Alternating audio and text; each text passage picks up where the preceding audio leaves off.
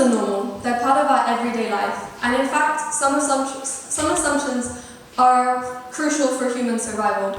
But the problem lies when assumptions get mistaken and misinterpreted and are actually ableist actions. Now, you may have already been introduced to the term ableism, but just to clarify, it's the discrimination in favor of able-bodied people. Now, ableism is generally separated into two forms, mental and physical. Disability itself tends to be separated this way too. Ableism is something ingrained in everyday life. However much I could wave a wand and solve it, there is no simple solution. And I don't really know how to solve it, but I have a little idea about how we can make a big change. Now, ableism isn't a new concept. It's been trudging with us for decades. And you may not notice it, your neighbor might not notice it, but let me tell you about some people that do. Okay, I'm not here to talk about ableism because I think that able-bodied people should talk instead of disabled-bodied people. And I'm not here to talk because I don't think that my siblings have a voice. I'm here because I have the perspective of a sibling, and I have this idea about how a difference can be made. Now, not every form of ableism is as outwards as not having a ramp or having accessible parking, but there are these microaggressions in society where it could be something as subtle as not employing someone because of a disability or judging an ability by the disability. Now, an example of physical ableism, as I mentioned, is not having a ramp or having inaccessible parking, inaccessible infrastructures, or not having signs in Braille, while mental ableism would be paying people with mental disabilities less than the standard neurotypical person. It would be paying them below minimum wage, not accepting them into programs, and the use of slurs.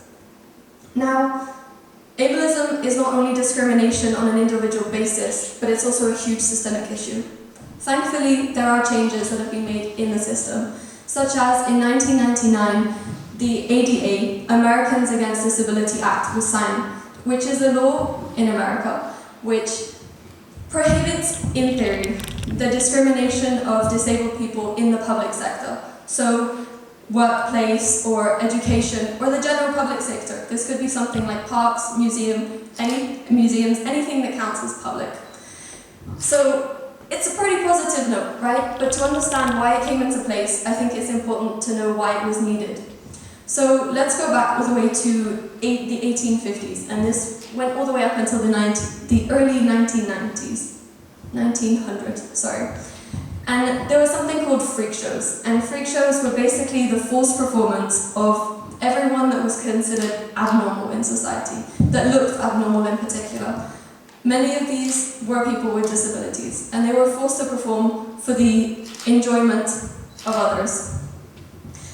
In 1881, a law was passed called the Ugly Laws. The Ugly Laws states, any person who is deceased, maimed, mutilated, or deformed in any way so as to be unsightly or a disgusting object to expose himself or herself to the public view could and should be incarcerated, so put into prison or jail. In 1907, the eugenics movement was prominent, and this meant that 20 years later, in 1927, it became constitutional to sterilize any person who was deemed an idiot or an imbecile, which were ways to describe people with disabilities. In 1939 and up until 1941, a Nazi program decided to eliminate life unworthy of life, which was targeted towards individuals with disabilities. Now, it's not all negative. Thankfully, in the 1950s, the Veteran Society, so veterans who came back from primarily the First World War and the Second World War that were left disabled due to fighting, collaborated with individuals to make change. The first change was in 1963, which was the Community Mental Health Act. And one of the greatest achievements happened several years later in the 1990s, which was considered the Capitol Crawl. Now, the Capitol Crawl was where there were thousands of protesters around the US Capitol, and 63 physically disabled people walk, well, they didn't walk, they couldn't walk, that's the big surprise. They climbed up the 86 steps to the top of the US Capitol building to demand this ADA, Americans Against Disabilities Act, and it was indeed signed. Furthermore, in 1999, Olmsted required states to have services for disabled individuals, and then in 2009, the Rosa Law was Act, which replaced the R slur, which I will not say, with intellectual disability in all official documents. Now, I think you understand a little bit more about what ableism is and its importance. I want to tell you more about why it's important to me. So, this is my sister Marianne, and she's 22. She loves singing and dancing, walking, but in particular, she loves food. Any kind of food will do. Ice cream, soup, grilled cheese sandwiches, that's it. Everything she likes. But here comes the big twist. She's disabled. She has what's considered Kleefstra syndrome, which for her was diagnosed in 2011, but became an official disability in April 2010 when it was discovered by Dr. Kleefstra.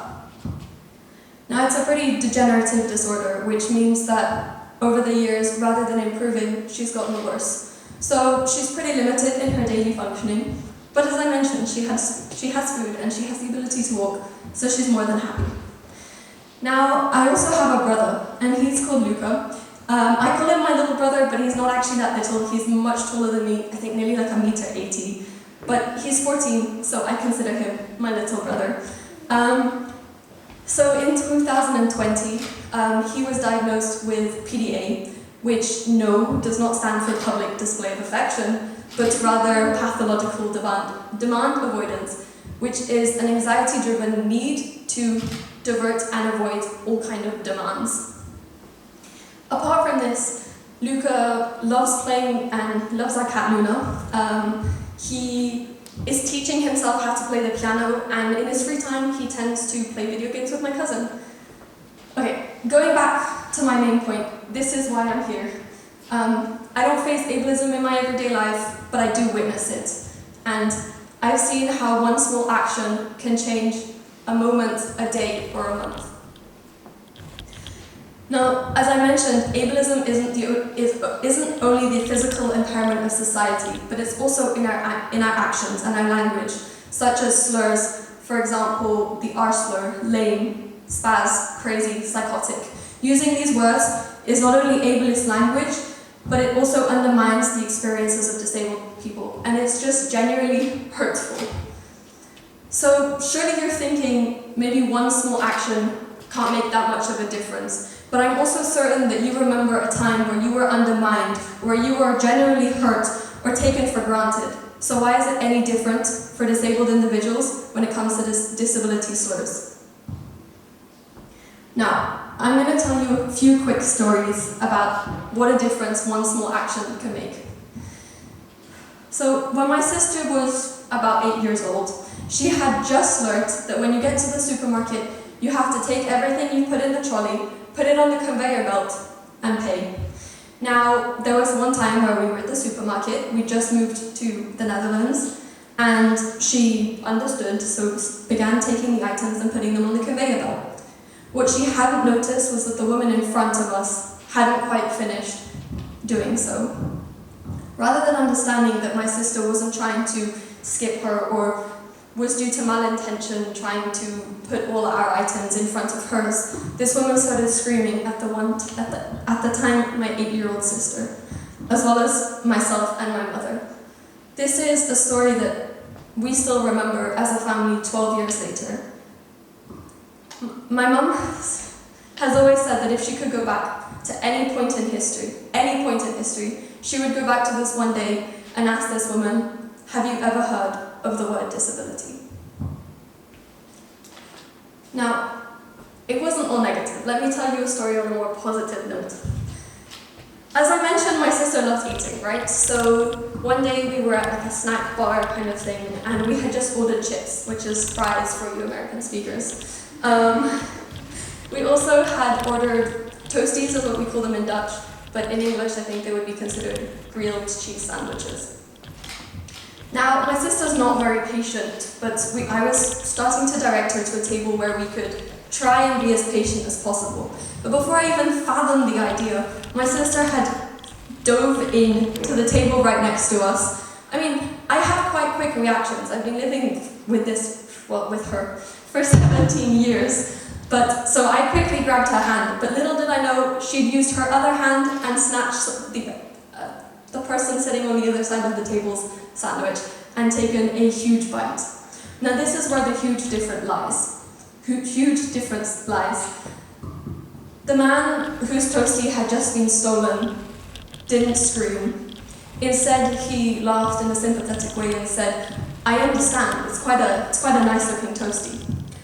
And of course, we bought him a toastie again, but the important thing is that us giving him the toastie wasn't a condition for his reaction. He reacted this way because he understood, and he understood that this was also what was supposed to happen, hopefully. And we were trying our best, and it just happened this way. Now, there are other stories where my sister has landed us in quite peculiar situations. She likes to walk, so she tends to go around walking and will sometimes just pull someone's hair. Or, as a child, one of her favorite things was to go up, sniff people before exclaiming "sent pas bon," which in French means "you don't smell good."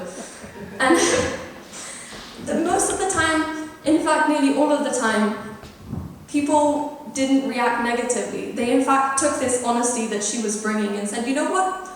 I'll take that, and I'll improve next time. I'll make sure that I smell better." And this is what it made such a huge difference in my familial life. Now, I'm not saying that these actions are to become the norm or they're justified necessarily, but it's the small positive outcomes. It's the way that these people reacted. Like in the mixture of these, the positive actions all become some of our fondest memories. I love telling the Toasty Man story. It's one of my favorite memories with my sister, but the one at the supermarket surely isn't. So hence, I urge you please to learn about disabilities, try and be understanding, and if you are faced in a similar situation, please be like the Toasty Man and understand that the person and their family are trying to do their best, and it may not always work out, but we're at least trying. Our contribution to fighting ableism starts by how we look and we don't stare, how we smile but we do not laugh, how we don't jump in but we give way, and how no matter if it'll only be a few seconds and we're in a rush, we don't park in the disabled parking. And if somehow your toastie ends up being stolen, beware, it might be my sister. Thank you.